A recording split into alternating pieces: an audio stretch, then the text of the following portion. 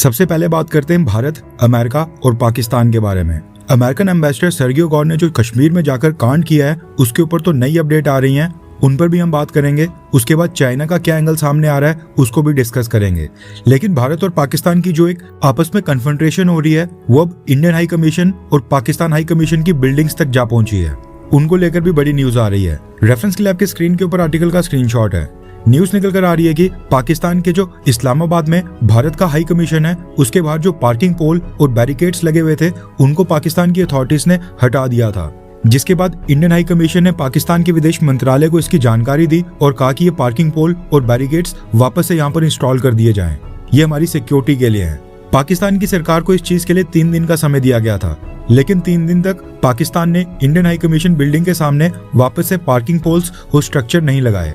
अब इस तरह के स्ट्रक्चर्स कई सारी एम्बेसीज इस्तेमाल करती हैं ताकि जो एम्बेसीज की वॉल्स होती हैं, जो दीवारें होती हैं, वहां तक कोई अनऑथराइज्ड पर्संस ना जाएं, क्योंकि कई बार सर्विलांस पर्पस से भी एम्बेसी के पैरामीटर्स और वॉल के पास एनिमी कंट्री के अंदर पर्संस यानी कि लोग जाने की कोशिश करते हैं। पाकिस्तान में इंडियन डिप्लोमेट्स और स्टाफ को हमेशा से वहां के लोकल ISI ऑपरेटिव्स की तरफ से ट्रेस और मॉनिटर किया जाता है। कई बार पाकिस्तान की इंटेलिजेंस एजेंसी के लोग अपनी गाड़ियां इंडियन हाई कमीशन के ठीक बाहर घंटों तक पार्क करके रखते हैं और आने जाने वाले हर एक विजिटर और ऑफिसर की वीडियोग्राफिक सर्विलांस करते हैं। और ऐसा करते समय कई बार पाकिस्तान के ऑपरेटर्स पकड़े भी गए हैं। ऐसे में पोल्स लगाने से इस तरह के एलिमेंट्स डायरेक्ट हाई कमीशन के गेट्स या फिर वॉल के बाहर परमानेंट पार्किंग स्पॉट नहीं बना पाते हैं। पाकिस्तान ने इंडियन हाई कमीशन की बात नहीं मानी, जिसके बाद अब न्यूज निकल कर आ रही है कि भारत की सरकार ने भी दिल्ली में स्थित पाकिस्तान हाई कमीशन बिल्डिंग के बाहर से सारे सिक्योरिटी अरेंजमेंट्स और बैरिकेड्स को हटा दिया है। पाकिस्तान की हाई कमीशन बिल्डिंग के बाहर जो ट्रैफिक बोलार्ड्स, क्यू बैरियर्स लगे हुए थे उनको भी हटा दिया गया है। इसके साथ ही आप ये देख सकते हैं कि कैसे पाकिस्तान हाई कमीशन ने एक वॉल के ऊपर एम्बेसी का इंफॉर्मेशन सेंटर टाइप बनाया हुआ था, जिसकी विंडोज डायरेक्ट वॉल के बाहर रखी हुई थी। यहाँ पर आकर कोई भी पर्सन पाकिस्तान के वीजा या पासपोर्ट की इंक्वायरी करता था बिना एम्बेसी के अंदर गए हुए। यहाँ पर बाहर वाली साइड पाकिस्तान ने एक स्ट्रक्चर टाइप बनाया था, एक पोल स्ट्रक्चर खड़ा किया था ताकि लोग अलग अलग सेपरेट लाइंस यानी कि क्यू बनाकर बारी बारी इंक्वायरी के लिए आगे बढ़ते जाएं। ऊपर से बारिश और धूप से बचने के लिए टीन का स्ट्रक्चर भी बनाया गया था। ये सब भारतीय सरकार ने JCB भेजकर रिमूव कर दिया है, जिसके बाद आप देख सकते हैं कि पाकिस्तान हाई कमीशन किस तरह से एक्सपोज हो गया है। बेशक ये टिट फॉर टैट मूव है, हमने पाकिस्तान से 10 गुना ज्यादा रिस्पांस दिया है, लेकिन एक बात नोट करने वाली ये भी है कि जितने प्रेशर में भारत के डिप्लोमेट्स को पाकिस्तान में ऑपरेट करना पड़ता है, जो सिक्योरिटी अरेंजमेंट्स और टाइट प्रोटोकॉल्स पाकिस्तान में चाहिए वैसा कुछ दिल्ली में नहीं है। भारत की राजधानी दिल्ली तो एकदम सेफ है, लेकिन पाकिस्तान की राजधानी में भी कई सारे आतंकी हमले होते रहते हैं। इसलिए इंडियन हाई कमीशन के बैरिकेड्स और पार्किंग पोल हटाना ये तो इंडियन एम्बेसी और साथ में वहां पर पोस्टेड स्टाफ को और रिस्क में डालने वाली बात हो गई, उनके लिए और मुश्किलें खड़ी करने जैसा हो गया। इसके साथ ही कई सारे चैनल्स ये क्लेम कर रहे हैं कि US एम्बेसडर सर्गियो गौर क्योंकि जम्मू कश्मीर के दौरे के ऊपर गए थे, वहां पर उन्होंने जम्मू कश्मीर को भारत का इंपॉर्टेंट पार्ट बोल दिया है, इसलिए पाकिस्तान की सरकार ने इंडियन हाई कमीशन की बिल्डिंग के सामने से ये स्ट्रक्चर हटा दिए हैं। लेकिन ऐसा बिल्कुल नहीं है। US एम्बेसडर आज जम्मू कश्मीर के दौरे पर गए हैं और पाकिस्तान की अथॉरिटीज ने 4 दिन पहले 16 अगस्त को ये काम किया था।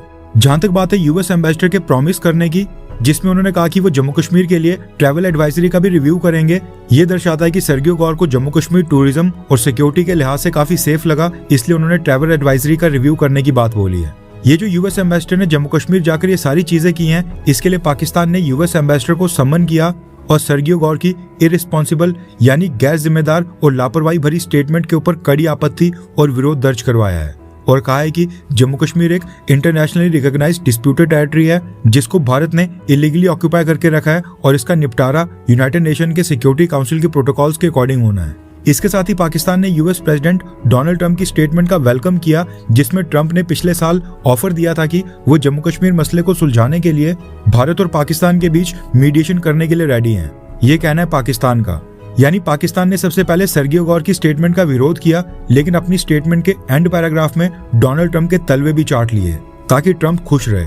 वैसे पाकिस्तान के बाद अब चाइना का भी रोना धोना सामने आने वाला है, क्योंकि US एम्बेसडर सर्गियो गौर आज लेह पहुंच गए हैं और लेह में ये दलाई लामा के साथ मुलाकात करने जा रहे हैं। हो सकता है कि जब आप ये वीडियो देख रहे हो सर्गियो गौर दलाई लामा के साथ मीटिंग कर चुके हो।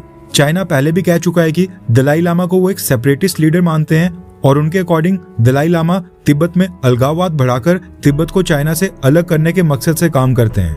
इसके साथ ही चाइना दलाई लामा के ऊपर तिब्बत में हिंसा और दंगे भड़काने, इंटरनेशनल लेवल के ऊपर चाइना की इमेज खराब करने और अगले दलाई लामा के रीइंकार्नेशन के ऐतिहासिक नियमों के साथ खिलवाड़ करने के गंभीर इल्जाम चाइना लगा चुका है। ऐसे में जब यूएस एम्बेसडर सर्गियो गौर दलाई लामा के साथ मुलाकात करेंगे, चाइना की कोई ना कोई स्टेटमेंट तो जरूर आने वाली है।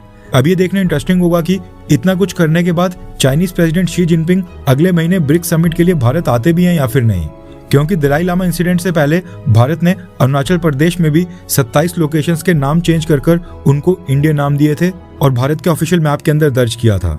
नेक्स्ट अपडेट आ रही है मिडिल ईस्ट में भारत के सबसे करीबी इस्लामिक कंट्री यूनाइटेड अरब अमीरात और ईरान को लेकर। रेफरेंस के लिए आपकी स्क्रीन के ऊपर रॉयटर्स के आर्टिकल का स्क्रीनशॉट है। न्यूज निकल कर आ रही है कि यूएई ने ईरान के ऊपर इनडेफिनेट ट्रेड एम्बार्गो लगाने की अनाउंसमेंट कर दी है और ये एम्बार्गो कहा जा रहा है कि ईरान के ऊपर जो अमेरिका ने सैंक्शंस लगाए थे उनसे भी ज्यादा ईरान को नुकसान पहुंचाने वाले हैं। यानी अभी तक जो अमेरिका और यूरोपियन यूनियन ने ईरान के ऊपर सैंक्शंस और प्रतिबंध लगाए थे उनसे जितना ईरान को नुकसान हो रहा था उससे कई गुना ज्यादा अकेले यूएई के सैंक्शन से ही, यूएई के एम्बार्गो से ही ईरान को नुकसान होगा। अब सोचने वाली बात यह है कि यूएई ने अचानक से ईरान के ऊपर ये ट्रेड एम्बार्गो क्यों लगाया। दरअसल यूएई की डिफेंस मिनिस्ट्री का कहना है कि ईरान ने उनके ऊपर 2 बैलिस्टिक मिसाइल्स लॉन्च की थी जिनको डिटेक्ट कर लिया गया है।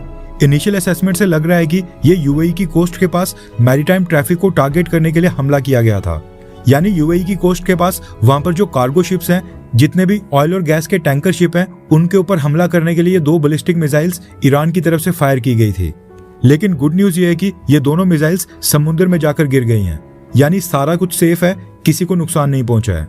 इसी बैलिस्टिक मिसाइल के हमले का जवाब में यूएई ने ईरान के ऊपर ट्रेड एम्बार्गो लगाने का फैसला किया है। यूएई के ट्रेड एम्बार्गो के बाद ईरान ने कहा है कि हमने यूएई के ऊपर कोई भी बैलिस्टिक मिसाइल फायर नहीं किया है, हमारी तरफ से कोई भी हमला नहीं किया गया और ये एक फॉल्स फ्लैग ऑपरेशन है। यानी इजराइल और अमेरिका ने यूएई के ऊपर ये हमला करवाया होगा और ईरान को फंसा लिया है। अब ईरान लगातार सफाई पेश करने की कोशिश कर रहा है कि वो इस हमले के पीछे नहीं है और यूएई के साथ कोऑपरेट करने के लिए रेडी है, जबकि यूएई ने कहा है कि ईरान के साथ सभी तरह के trade, commercial exchange, financial transactions और बिजनेस डील्स अगले नोटिस तक बंद रहेंगी। अब सोचने वाली बात है कि ईरान इतनी सफाई पेश क्यों कर रहा है। दरअसल ईरान ने पिछले साल जितना सामान दूसरी कंट्री से इंपोर्ट किया था उसका अराउंड 30% अकेले यूएई के पोर्ट से ही ईरान आया था। न सिर्फ इंपोर्ट बल्कि जो ईरान के टोटल एक्सपोर्ट्स थे उनमें से 13% एक्सपोर्ट अकेले यूएई जाते थे। अब ये दोनों चीजें अराउंड 25 से 30 बिलियन डॉलर्स वर्थ की हैं। दुनिया के बाकी देश अमेरिका के सैंक्शंस के कारण ईरान के साथ ट्रेड नहीं कर पाते हैं।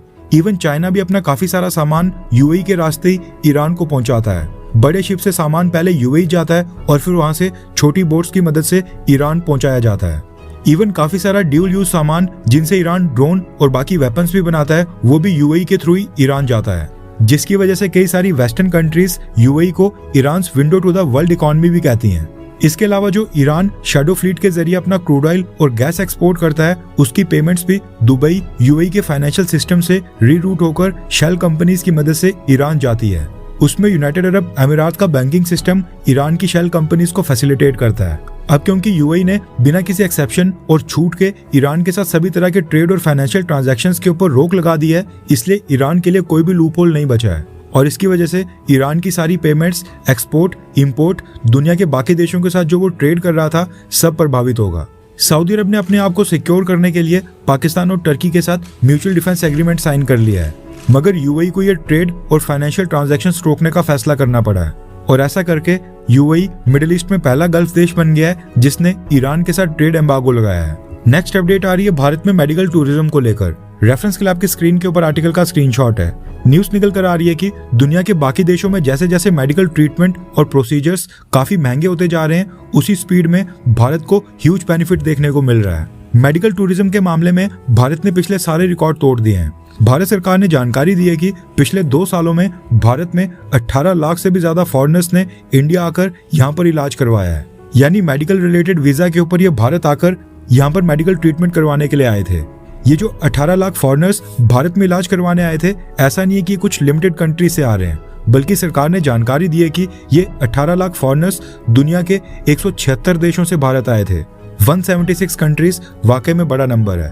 रिपोर्ट के अकॉर्डिंग ये लाखों फॉरेनर्स भारत में सबसे ज्यादा हार्ट और कार्डियक ट्रीटमेंट जैसे कि बाईपास सर्जरी, एंजियोप्लास्टी और वॉल्व रिप्लेसमेंट के लिए आते हैं। इसके बाद ऑर्थोपेडिक ट्रीटमेंट, जिसके अंदर नी और हिप रिप्लेसमेंट आती हैं, स्पाइन सर्जरीज और इवन कुछ कैंसर ट्रीटमेंट, न्यूरो सर्जरीज और ऑर्गन ट्रांसप्लांट, खासतौर पर किडनी और लिवर ट्रांसप्लांट के लिए ये फॉरेनर्स भारत आते हैं। यानी फॉरेनर्स में ये ट्रीटमेंट सबसे ज्यादा पॉपुलर है। इसके अलावा IVF, fertility treatment, dental treatment, cosmetic surgery और आई ट्रीटमेंट के लिए भी काफी सारे इंटरनेशनल पेशेंट्स भारत आ रहे हैं। पिछले कुछ समय से भारत सरकार भी अब मेडिकल टूरिज्म को अट्रैक्ट करने के लिए काफी इनिशिएटिव ले रही है। फॉरेन पेशेंट्स के लिए मेडिकल वीजा प्रोसेस को काफी इजी बना दिया गया है। पेशेंट के साथ आने वाले मेडिकल अटेंडीज के लिए भी वीजा प्रोसेस आसान बनाया गया है, ताकि ट्रीटमेंट के बाद फॉरेनर्स के फैमिली मेंबर्स भारत में आकर यहाँ पर पेशेंट के साथ मुलाकात कर सकें।